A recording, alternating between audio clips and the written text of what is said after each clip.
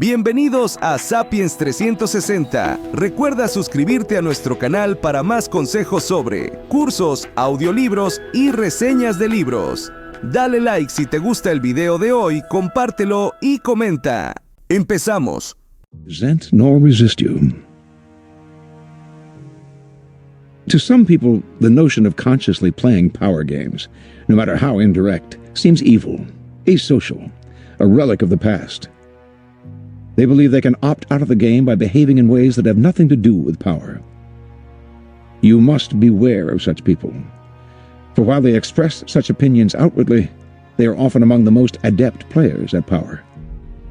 They utilize strategies that cleverly disguise the nature of the manipulation involved. These types, for example, will often display their weakness and lack of power as a kind of moral virtue. But true powerlessness, without any motive of self-interest, would not publicize its weakness to gain sympathy or respect. Making a show of one's weakness is actually a very effective strategy, subtle and deceptive, in the game of power. As we'll see in Law 22, the surrender tactic. Another strategy of the supposed non-player is to demand equality in every area of life. Everyone must be treated alike, whatever their status and strength. But if, to avoid the taint of power, you attempt to treat everyone equally and fairly, you will confront the problem that some people do certain things better than others. Treating everyone equally means ignoring their differences, elevating the less skillful, and suppressing those who excel.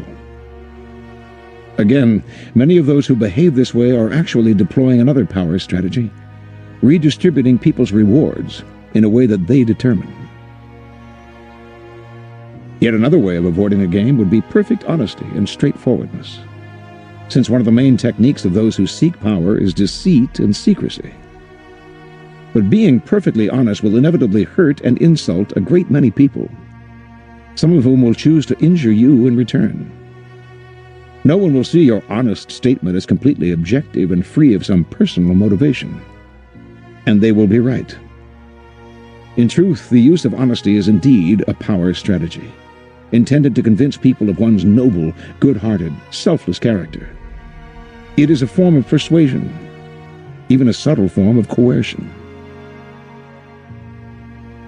Finally, those who claim to be non-players may affect an air of naivete to protect them from the accusation that they are after power. Beware again, however, for the appearance of naivete can be an effective means of deceit. As you'll see in Law 21, seem dumber than your mark. And even genuine naivete is not free of the snares of power. Children may be naive in many ways, but they often act from an elemental need to gain control over those around them. Children suffer greatly from feeling powerless in the adult world, and they use any means available to get their way. Genuinely innocent people may still be playing for power, and are often horribly effective at the game, since they are not hindered by reflection. Once again, those who make a show or display of innocence are the least innocent of all. You can recognize these supposed non-players by the way they flaunt their moral qualities, their piety, their exquisite sense of justice.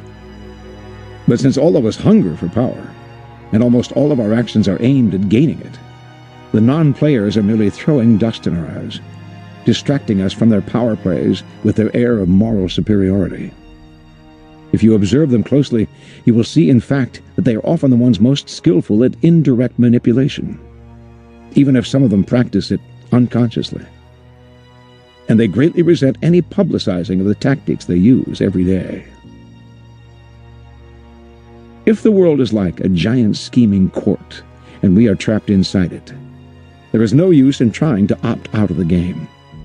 That will only render you powerless, and powerlessness will make you miserable.